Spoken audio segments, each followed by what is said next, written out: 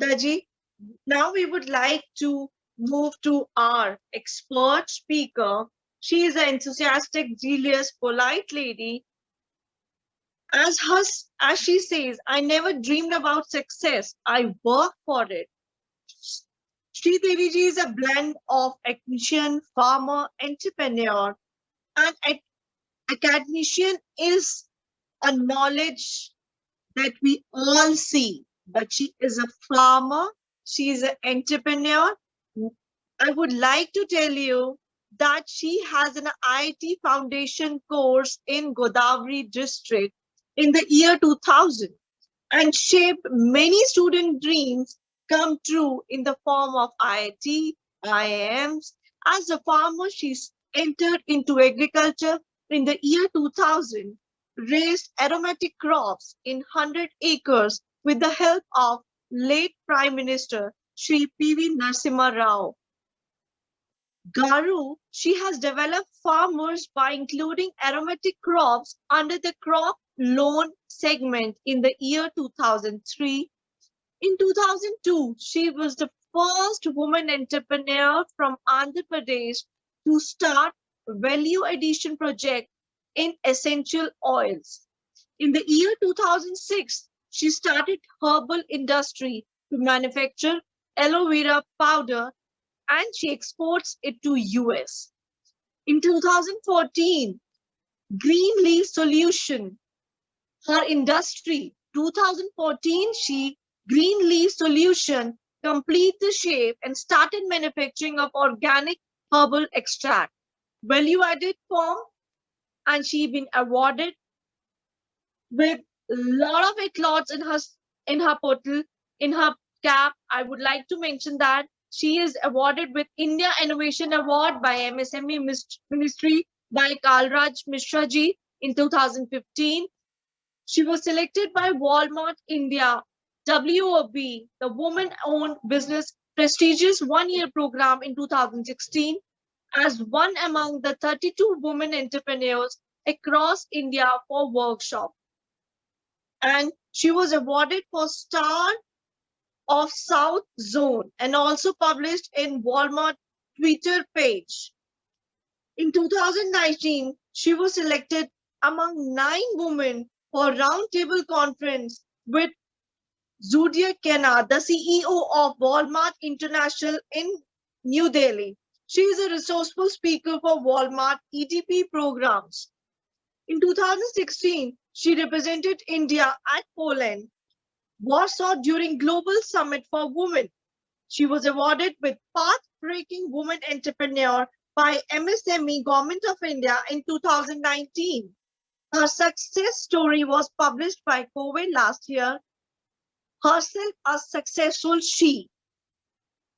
Her mantra is believe in yourself even when the whole world say you are wrong.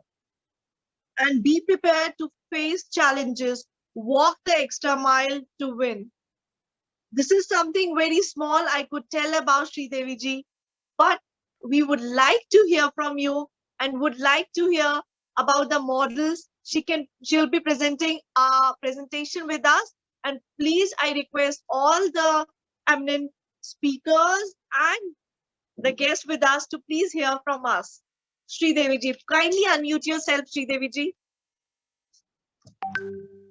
Thank you, Mitu. Thank you, Mitu. Yeah, good evening to all the participants of the webinar. And I thank Kovi for giving me this wonderful opportunity to be a part of the expert speaker today's session. So coming to today's topic, it is regarding the organic products. So let me explain you the word organic first, which means things that are natural or related to nature. The word organic means healthful or close to nature, which are grown without any usage of the artificial fertilizers and chemical pesticides. So the word organic means healthy, simple and natural. So why the word organic is becoming so popular nowadays? Because due to increase in the problems related to health, beauty and wellness, most of the people have realized the importance of organic and are turning towards usage of organic products worldwide. and there is a steep increase in market share in every field, either it is food related or beauty related. So coming to the, I'll let you know about the industry statistics regarding this organic products. So this can be dealt in food industry and the personal care industry. So coming to the industry statistics, slide please. So in 2020, 42.32 lakh hectares of land came under the organic cultivation. See how steep the growth is. So the government plans to bring around 10% of the cultivable land under organic farming in next 10 years. So market size of the organic products is around 8,500 crores as of now, which has export market of 5,000 crores, domestic market of 2,000 crores, and the farmers market share is around 1,000 crores.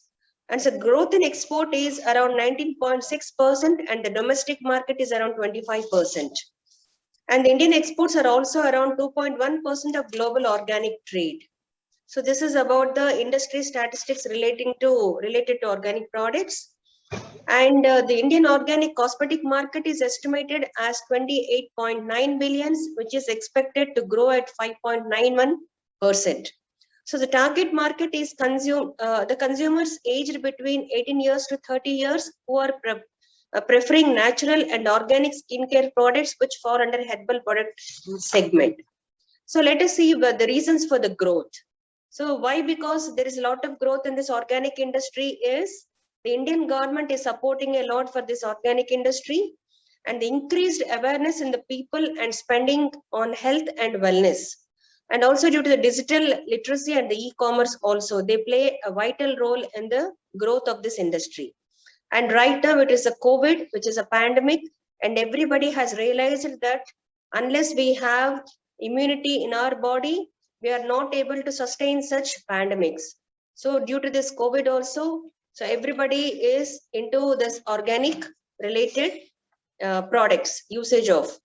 And coming to the opportunities, so you have ready to eat opportunity, which comes and falls under food industry, and you have cosmetic industry, which are prepared by herbal products, that is organic herbal products, and you have immunity boosting products, which falls under health industry, and you have plant-based nutraceuticals, which come under the pharma industry.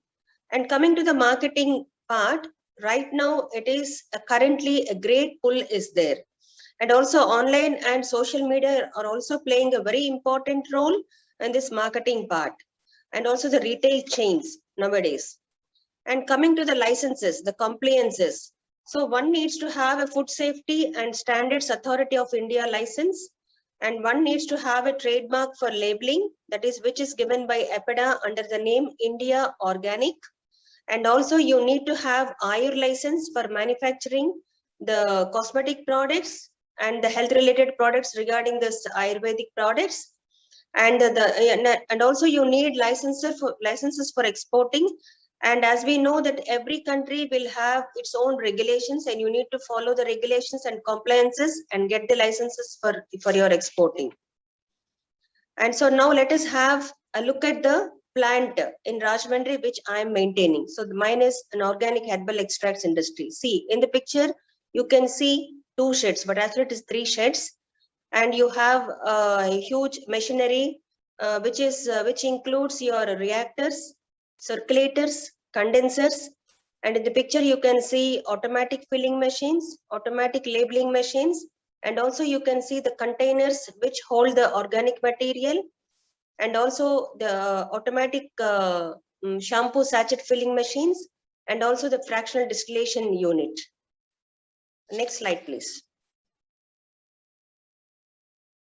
So this is how the factory setup would be there.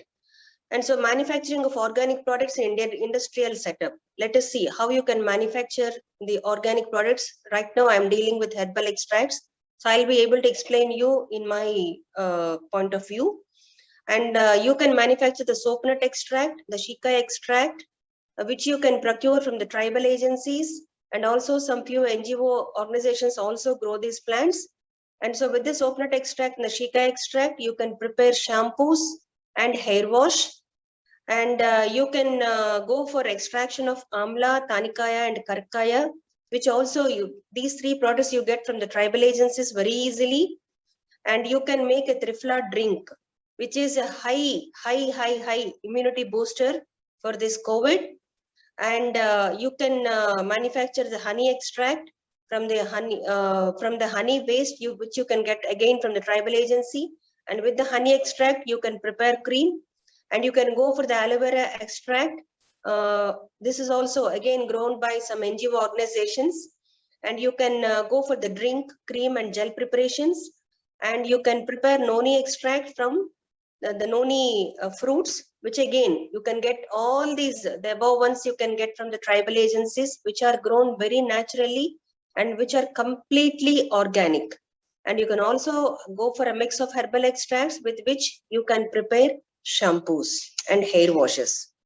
So all these products help, it stops your hair fall, and also clears all your hair related problems, which the people are facing very much in this polluted situations. And coming to the business models, you can go for manufacturing either on your own brand or a contract manufacturing. Contract manufacturing, in the sense, this is called a third label, third party manufacturing, wherein you use your expertise, your technical know-how, your industry to manufacture a product according to the customer needs, who come to you, who has a very strong marketing setup. So the marketing is done by somebody else on their label, and the product is prepared in your premises. This is called as a contract manufacturing. In contract manufacturing, you will be always be on the safer side when compared to the own brand marketing. And so the retail marketing opportunities for these products are, for your own brand could be, you can appoint distributors, you can appoint super stockists, and you can participate in domestic and international exhibitions. Like our COVI, they conduct a COVI Mart every year. It is a super duper success.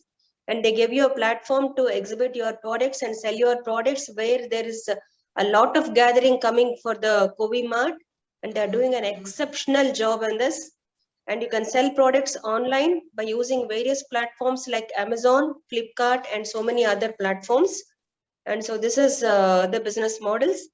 And coming to the business plan. Yes, coming to the business plan.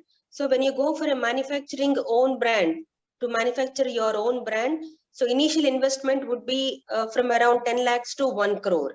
And the profitability would be around 25% to 30%. And if you go for manufacturing of a contract manufacturing, then your initial investment would be from 10 lakhs to 70 lakhs. And the profitability would be from 20 to 25%.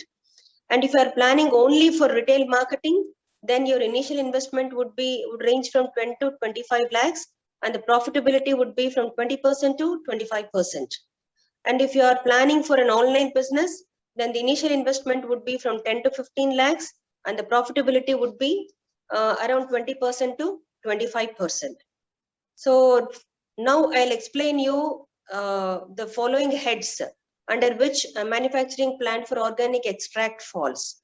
So if you want to go for your own manufacturing plant with all the expertise you have, you need the following things. One thing is, you need a minimum of 2 sheds with 3,000 square feet each, with power and bore facility with good water supply. You should have a very good groundwater. So this is very, very important for an industry. And you need a machinery equipment for going for a term loan, and the machinery equipment would fall under the following subheads again. So first you need a boiler, because any industry needs a boiler to produce steam and manufacture and bring out the extracts you want to. So first you need a boiler which is around 0.5 ton capacity with streamlines and all these things. They cost you around approximately 8 lakhs. And you need, and inside the first shed, you need a control panel from which all the electricity passes to all your reactors, circulators, and etc. etc. So this would cost you around 2 lakhs, and the wiring part would be the extra one.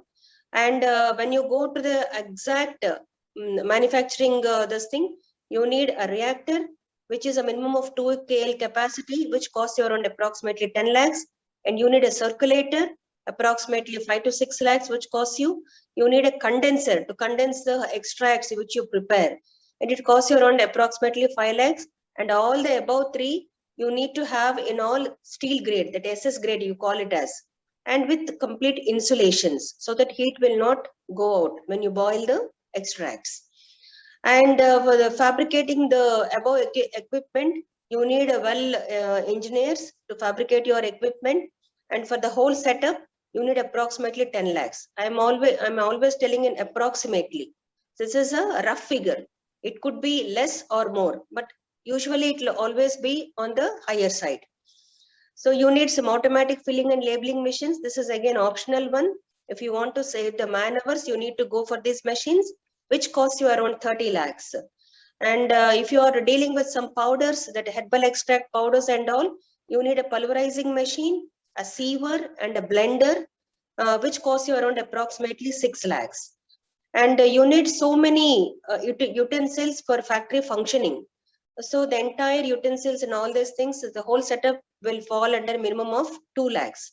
So the total would be approximately 50 lakhs. That is a term loan. Automatic for the machinery part, you need 50 lakhs as a term loan, and another 50 lakhs for working capital. So working capital is very, very essential for running an industry. We call it as blood in the human being. So without blood, we can't function. The same is the case with industry. You need a perfect working capital, and you need to utilize the working capital in a very systematic, a disciplined, and a very highly meticulous planning usage. Otherwise, the industry runs into a sick industry. So with this, I'll complete my this thing. So thank you very much, Kovi. Thank you one and all. Thank you, Sridevi ji. But there is a question for you. Can you please help us to for that? What are the type and the cost of certificates you had to obtain? Certificates. G. Certificates in the sense, like for example, if you want to go for a herbal extracts industry, you need to have Ayush license. It is called as Ayush license. You need to apply in the Ayush department, which government of India has in every state. So along with the Ayush certificate, you need to have a GMP certificate also. That is called as Good Manufacturing Practice Certificate. So these two certificates will be issued by the Ayush department. That is, Ayush department has some portal also? Yes, they have a portal in every state. Yes. You need to apply for this, and they'll come for the unit inspection and everything, and then they will issue the certificate. Unless there is an Ayush certificate, you cannot manufacture a product. Ji. Thank you so very much, Sridevi ji, for such a insightful knowledge. May I ask a question, please? Yes. Yeah. So, Sridevi ji, you just said that we can contact the Ayush department, or even if we go to our local MSME department, they will be able to guide us about all type of licenses for a particular industry, isn't it? No, ma'am. No, ma'am. MSME department will never be able to guide you all these things, because MSME has a very, limited knowledge about all these things. MSME will guide you only about you getting your Udyog Aadhaar registration. That's it. Yeah, but they could, if we take MSME as a one-stop thing, sometimes what we do, we go and ask them, like for this particular industry, which department we can connect, so then what happens, it is easier for an entrepreneur to have a one-point connect where they can ask, like even COVE for that matter is a hand-holding agency. Yes. So this is just to enlighten all the participants who are attending. This is a single window. Yeah, actually MSME is supposed to guide us in all these things, ma'am, like a single window operating system. But the pathetic part is in most of the states, MSME is like DIC, that's called as District Industries Department. They have to guide us in all these things, but usually it doesn't happen, usually. So it is our responsibility to have a complete knowledge of all these things. Go to the concerned departments. Like for example, if you want to go for an food industry, then you have to get an FSSAI license. Again, you have to run around that. So there are different licensing parts. So you need to have a complete knowledge, and no one will be able to give you a complete knowledge unless she's an entrepreneur, because we go through all these things. Yeah. And also, yeah, please continue. Yeah, and one more thing is like, when you go for this DIC, they ask you for registered lease deed for at least 8 years. Even the banker will also ask you for a registered lease deed. Like, for example, if you are going to take the sheds for lease, because we can't buy a land and construct sheds on our own, because it's again a very huge expenditure. So usually any entrepreneur will go for an automatically constructed sheds which are vacant and which are ready to give for lease. So when we go for lease, usually the banker asks for a registered lease deed which no owner will be giving. No owner will give you a registered, they don't register the lease deed, because they face so many problems if the tenant is a problematic person. So you need to convince the banker about this. This is a very, very crucial part. They don't give you any registrations. Okay. Any other Yes. suggestions or do's or don'ts which you would like to share with our participants? Yeah, suggestion in the sense is, see, this industry is like your own baby, ma'am. You have to treat industry like your baby. So when you give birth to a baby, it is not like he or she stands immediately and runs. It takes its own course of time. It's a 20-year project. You need to have lot of patience, lot of perseverance, lot of discipline, and no, you should not divert your funds which are supposed to use for the same thing. Usually what happens in industry is, so as soon as one gets a bank loan, they divert the funds. They use the working capital which is sanctioned for the concerned project to some other project, and the main project becomes sick. So that is what I have observed in many cases. They divert funds and they don't use the working capital properly. You need to have a very, very meticulous financial planning in running an industry. And you need to have lot of patience. You will undergo so many ups and downs. So that's what has happened in my case. But we see you as a very successful entrepreneur. So that is some inspiration and a very good business model you are following in organic field. So thank you. Yes, ma'am. Yeah, I am doing a third party manufacturing because my money is safe. Because when you go for marketing your own brand, it is a different ball game again. You need to spend so many man hours on the marketing part only. Then your production activity will get hampered. So any person, you have to concentrate only on one thing, either on the manufacturing part or on the marketing part. It is always best to have a mix and match. You try for persons who can invest only in the marketing part and market the products, wherein you can give the best product by manufacturing in your premises. Yes. Sridevi ji, there is a question for you. That is, Yes. what comes first, the licensing or applying for loans? Means I set up, someone wants to ask that he or she should set up first or go for the licensing of the papers? No. Yes, very good, valid question, ma'am. First, you should go for licensing. Unless there is license, the bank will not give you a loan. First, licensing is the first part, and the loan is the second part. First, you need to register the company, either it is a proprietary firm or a partnership firm, and then you have to apply for the licenses. So there are so many compliances again in the licensing part. You need to give the whole complete formula to the Ayush department, like how you are going to manufacture the products. First, you need to have a thorough knowledge on the product manufacturing. You need to give the formulas, you need to give the preparation methods to the Ayush department. Then they will come to your, see, this is like, which is first and which is second. You should go hand in hand. Like this is the major, very challenging thing when you establish an industry. So unless you have license, they don't give you, banker will not give you a loan. So unless you get a loan, you can't establish a factory by the time the Ayush people come for the inspection. So this is how it goes. There is a question that the normal rental will work. Pardon, ma'am? There is a question, why is lease or normal rental can work?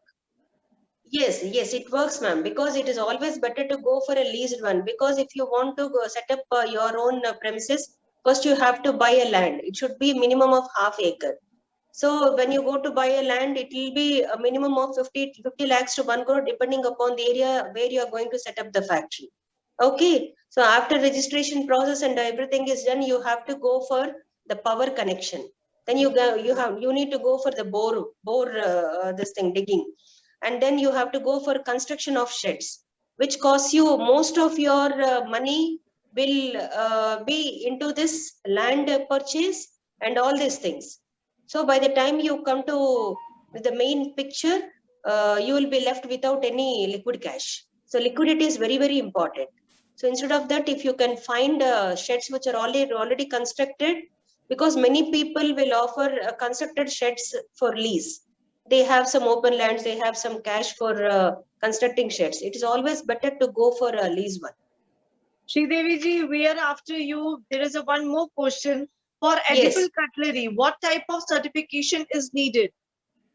For edible, They wanted to start a edible cutlery startup is there.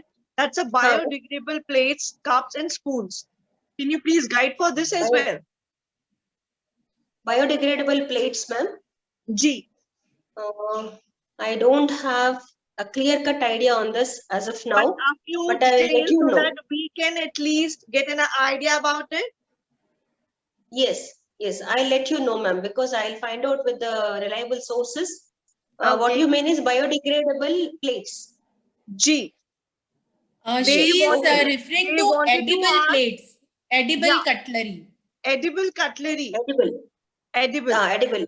Maybe because you can eat the banana leaves they wanted to make or something like that. No, edible cutlery is something which you can eat. Like there is a soup yes, yes. spoon. You are eating the soup with it and eating the spoon. G. Yes, yes. You can eat the spoon also. Yeah. After using your cups and whatever it is. Yes. Yeah. I don't have a clear idea, ma'am, as of now. So we will be sharing Sridevi ji's number with everyone, and people can contact her and she can share, find out and share with them. Anybody can call me 24/7. I'll be in a position to guide you. No problem. Thank you so very much for the knowledge.